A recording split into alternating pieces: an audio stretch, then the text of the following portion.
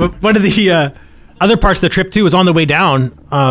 I found out. Okay, there's a drumstick I like to use by a company called Los Cabos, and Los Cabos is a Canadian-made drumstick, and I didn't realize they were made in New Brunswick.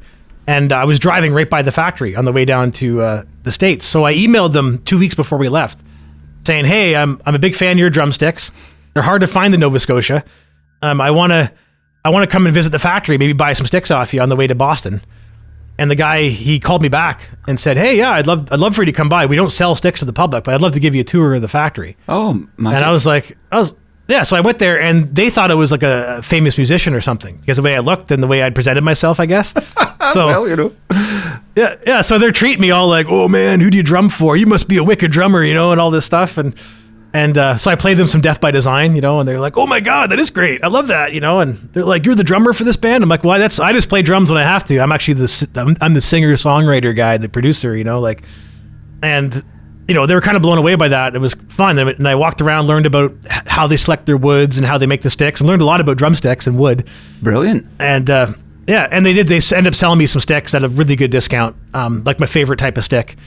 And so that was a good trip, and I have enough drumsticks now to last me for another decade. Was that I can't find here in Nova Scotia. On the way back then, or on the way there? I originally planned on going on the way back, but I realized that they'd be closed. Like when I started looking at the time, like as I was scheduling my trip in my head, I realized I wouldn't be there in time to be there, so I stopped on the way down, and I got there just as they were opening. So I got there at 8 a.m. and they let me in, and I had a great chat with them. And these guys aren't even musicians; they used to make furniture, right? And I guess the furniture business was going to China, so they had to find a new way to process wood to make money. So they switched to drumsticks. And they've been making drumsticks for 20 years now. The drumsticks were in the car when you got stopped by the customs, then, so that was part of the scene there. Yeah. And they didn't say shit about it. We need to build that into the movie. Yeah, but the camera keeps going to the drumsticks. Like, do you know how you have red herrings in where you go to the wallet, and that's obviously meaningful because we know what's in there. But we keep going. The camera also keeps going to the drumsticks, but nothing happens with the drumsticks. The drumsticks are cool. Well, I thought I might get trouble because they were made of red hickory, which might have been some sort of an issue to bring across the border. You see, that's the wee hook that we give the audience. Is the red hickory going to be the problem, or is the LSD going to be the problem? It was the tomatoes all along.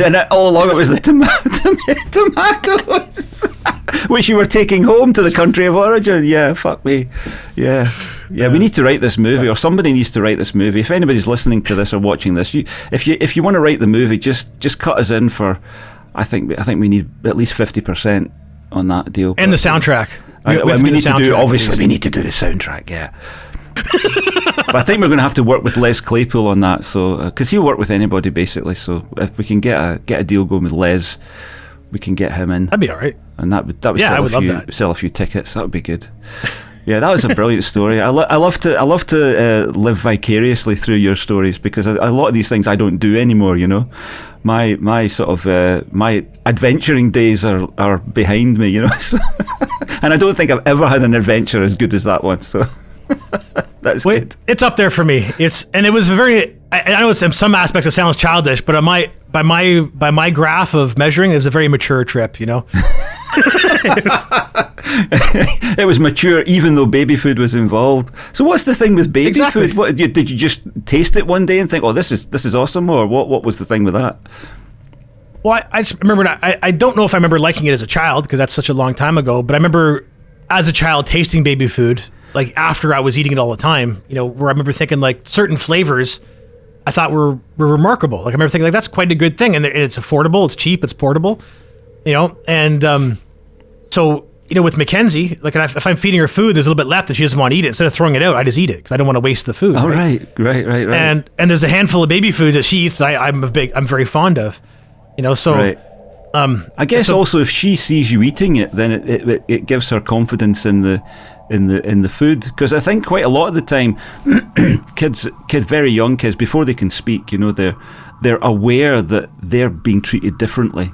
I think you can and they're wary of that, So if you're eating the same thing as them, it can give them that little bit extra confidence to eat it themselves, So it's probably we should probably all do it. We should probably all eat some baby food in front of our babies. I never did. I found it disgusting, the stuff that I tried. I thought, what the hell? Okay, right, fine. Well, but some of it I don't like. That's true, and I'm not a big fan of the taste of formula. I've tried the formula too, and it doesn't taste very good. But It's funny you say that too, because I even eat my cat food or my dog's food, right? Because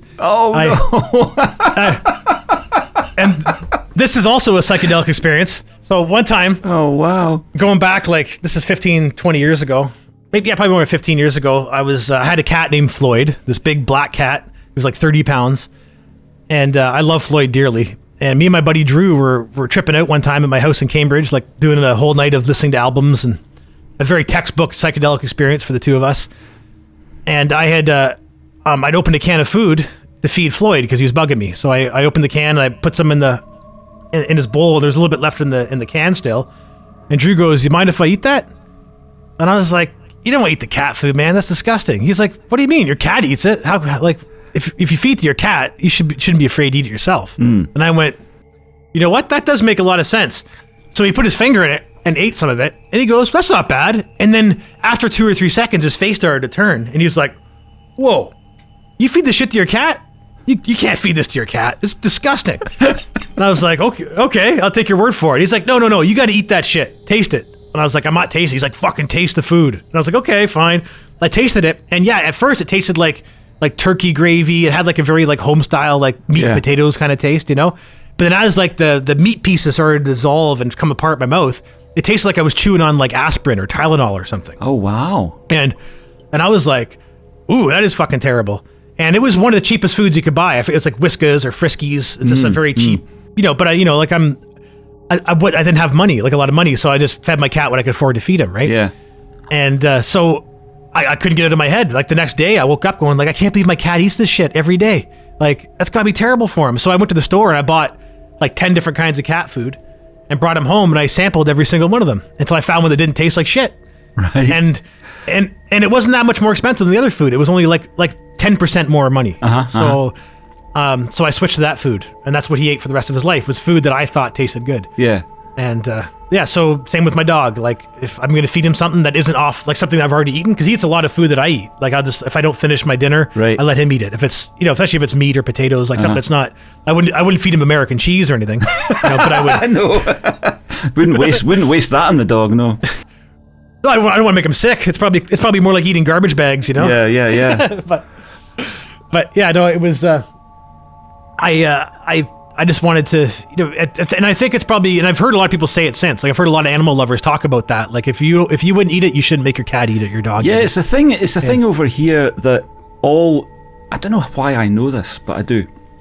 And it certainly was the case. It might not be the case now. So anybody that wants to know can fact check the thing. But it used to be in the UK that all cooked food for animals, for cats and dogs, had to be edible by humans, had to be fit for human consumption, because there were a few instances where it wasn't, and people either accidentally or on purpose had eaten some cat or dog food and had got really ill or died because of it. Because the thing about, I don't know so much about cats, but the thing about a dog's digestion is that it will deal with what would poison us quite easily. You know, they will deal with food that's gone off, what we would say has gone off and would make us sick. It doesn't make the dog sick. Yeah. We've got a little Shih Tzu called Benji. He's a wee character, and when we first got him, he was being fed on shop-bought food, you know, just the normal kind of stuff, and again, fit for human consumption stuff. And being the kind of people we are, we looked up to see, you know, what's the best way to feed a dog, sort of thing. And it turns out that one of the things that dogs get is pancreatitis, which is an inflammation of the pancreas. And the reason they get that, again, fact check before you do this, but the reason that they get this pancreatitis is that they're eating cooked food. Dogs are designed to eat raw food, and that's one of the problems, because if you buy raw food, it doesn't fall into the category of having to be fit for human consumption, because obviously it's raw. But in actual fact, dogs like not just uncooked meat, but they also like uncooked meat that's gone off a little. That's their, because they're really scavengers. We like to think of them as being hunters. You know, they're all wolves, even little ridiculous dogs, badly designed dogs like Shih Tzus and Chihuahuas, we like to think in our minds that they were descended from wolves that would chase down, deer and elk and all that kind of stuff and rip them to shreds and eat the raw meat. That really wasn't what they were doing. They were really looking for carcasses that had been killed by other creatures, was their preferred way of doing things. But in any case, our dogs probably are not descended from wolves. They're descended from a common ancestor between wolves and domestic dogs, an ancestor that we don't really have any records of. But the long and the short of it is, it's the healthiest diet that your dog can have is a raw food diet. Imagine they're eating about, well, I don't know how many, it depends on the size of the dog, but they're eating mice, dead mice. That's what they're eating.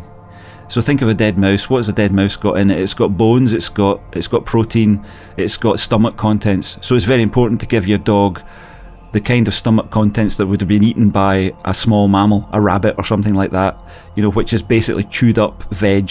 So that's what we do. We make our own food for Benji, and he's 11 years old now, and he's never been to the vet. He has been to the vet once, but it was just stupid. I think my wife learned her lesson with that one. Sorry, Ali, turkey if you ever bone? listen to this. Eh? What did you say? Was it a turkey bone? What made the dog sick? No, he was having skin issues. He had like a sort of rash kind of thing, and it wasn't really bothering him that much, but it was bothering my wife. So she took him to the vet, and 120 quid later she came out with a bottle of shampoo, and I just looked at her and I went, yeah, you see why we don't take him to the vet? Because you could have got that shampoo for $5.99 from Amazon and saved all the rest of it. But so he's never, touch wood, he's never been to the vet for anything serious, and he's a healthy wee dog, and he jumps about, and he's probably got some arthritis going on, because when he jumps off the bed onto the floor, he sometimes limps afterwards, because I think he sort of bashes his joints, but that's what you expect for a dog that's that old. But so that's what we do. So I don't eat that food other than it is beef that we give him, so we do eat the beef, but we just don't eat the beef that we're giving to him. We eat it, we cook it for ourselves, so nice. So there's that. Yeah, well, I have some friends in my life that are dog lovers, and I've seen mixed things with the raw food. I had one friend that his dog got sick from eating raw food. Mm-hmm. Started having allergic reactions. So he had to switch him to canned and dry food. You've got to balance. Another friend. You have to balance it out. You have to make sure that it's got the right thing. You have to have bone meal.